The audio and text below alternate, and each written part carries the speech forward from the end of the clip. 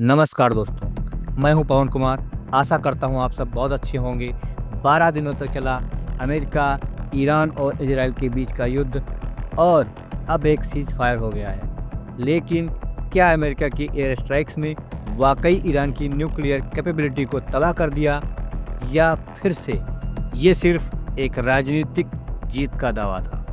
चलिए समझते हैं इस पूरे घटनाक्रम को विस्तार से, तथ्यों और इंटेलिजेंस रिपोर्ट के आधार पर। Start of the war and America's entry, यानी युद्ध की शुरुआत और अमेरिका की entry.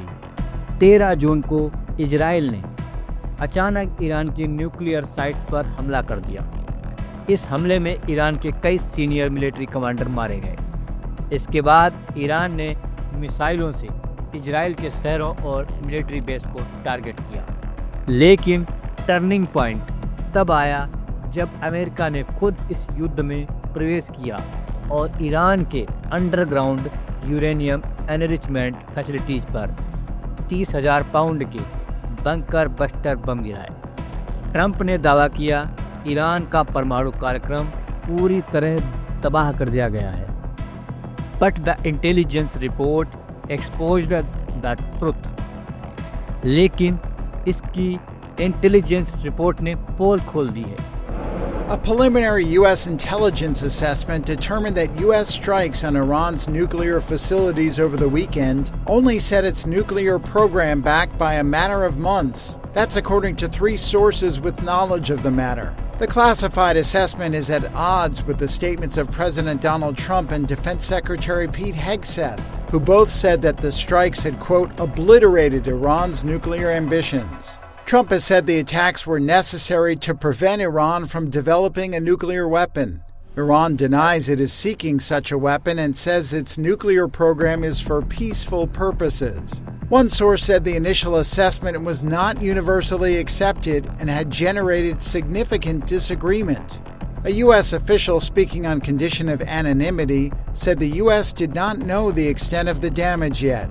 Still, the preliminary assessment indicated the strikes may not have been nearly as successful as the Trump administration has claimed. One of the sources said Iran's enriched uranium stocks had not been eliminated, and that the country's nuclear program may have been set back by only a month or two. The Pentagon disputed the notion that the damage to Iran's nuclear program was minor. In a statement provided to Reuters, Hegseth said, quote, based on everything we have seen, and I've seen it all, our bombing campaign obliterated Iran's ability to create nuclear weapons. The White House did not immediately respond to a request for comment. In a statement to CNN, which first reported the intelligence assessment, White House Press Secretary Caroline Leavitt said the conclusion was, quote, flat out wrong. अब आते हैं असल सवाल पर, क्या Trump का दावा सही था?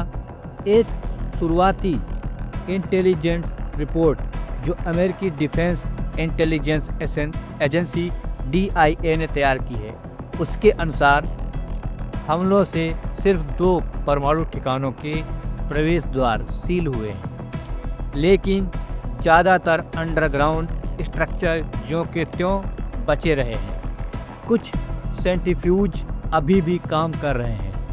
यूरेनियम का स्टॉक ख़त्म नहीं हुआ है, सिर्फ कुछ महीनों की देरी हुई है। यानी न्यूक्लियर प्रोग्राम ख़त्म नहीं, बस धीमा हुआ है, यानी कि स्लो हो गया है। Political rhetoric versus ground reality, यानी राजनीतिक बयानबाजी बनाम ज़मीनी सच्चाई। व्हाइट हाउस ने इस रिपोर्ट को गलत बताया, पर वाशिंगटन पोस्ट और अन्य मीडिया सूत्रों ने भी रिपोर्ट की पुष्टि की है। इसका मतलब यह है कि ट्रंप का ओब्लिटरेशन का दावा एक राजनीतिक हाइपरबोली अतिशयोक्ति था।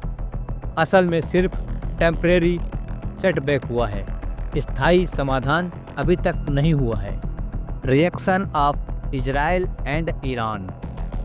इजराइल और ईरान की प्रतिक्रिया। इजरायली प्रधानमंत्री नेतन्याहू ने कहा, हमने 2 बड़े खतरों को ख़त्म कर दिया है, न्यूक्लियर और मिसाइल अटैक। वहीं ईरानी राष्ट्रपति मसूद पेजेश्कियन ने इसे ईरान की महान जीत बताया और कहा युद्ध अब खत्म हो चुका है। सवाल ये है कि अगर दोनों पक्ष खुद को विजेता बता रहे हैं तो असल में जीत किसकी हुई है? The reality of the cease fire and Trump's revoke. Do you believe that Iran is still committed to peace? Yeah, I do. They violated it, but Israel violated it too. Are you questioning if Israel is committed? Israel, as soon as we made the deal, they came out and they dropped a load of bombs, the likes of which I've never seen before. The biggest load that we've seen. I'm not happy with Israel. You know, when I say, okay, now you have 12 hours, you don't go out in the first hour and just drop everything you have on them. So I'm not happy with them. I'm not happy with Iran either. But I'm really unhappy if Israel's going out this morning because of one rocket that didn't land, that was shot, perhaps by mistake, that didn't land. I'm not happy about that. You know what? We basically have two countries that have been fighting so long and so hard that they don't know what the fuck they're doing. Do you understand that? Do you have to respond to Iran like this?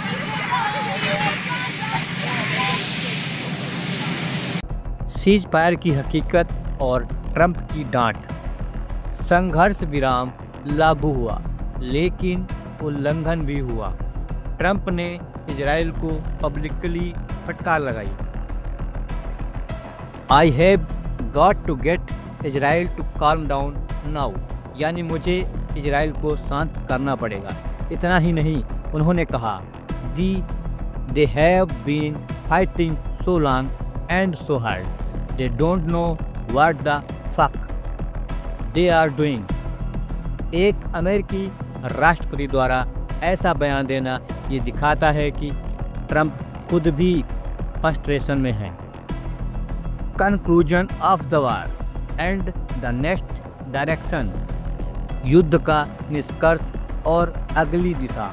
Israel और Iran दोनों ने अब अपने air space दोबारा खोल दी हैं। लोग अपने घर लौट रहे हैं। तेल की कीमतें गिरी हैं, शेयर बाजार में राहत है, लेकिन क्या ये शांति टिकेगी? Israeli army chief general Eyal Zamir ने कहा है अगला फोकस गाजा में हमास के खिलाफ होगा। वहीं ईरान की मिलिट्री ने कहा हमने दुश्मन को करारा जवाब दिया है और आगे भी देंगे। तो दोस्तों, इस पूरे घटनाक्रम में हमें क्या समझ में आता है? अमेरिका के पास दुनिया के सबसे शक्तिशाली बम है, लेकिन हर गुफा उन बमों से नहीं ढहती है। ट्रंप की पॉलिटिक्स में एक्शन से ज़्यादा इमेज की अहमियत है।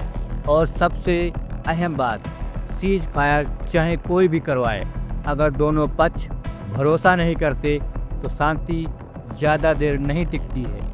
क्या आप मानते हैं कि ये युद्ध वास्तव में ख़त्म हो चुका है या फिर ये सिर्फ एक अगले चरण के लिए विराम है? कमेंट में ज़रूर बताएं। दोस्तों, हमारे चैनल को सब्सक्राइब करना ना भूलें। वीडियो को लाइक करें, चैनल को सब्सक्राइब करें। जय हिंद, जय भारत।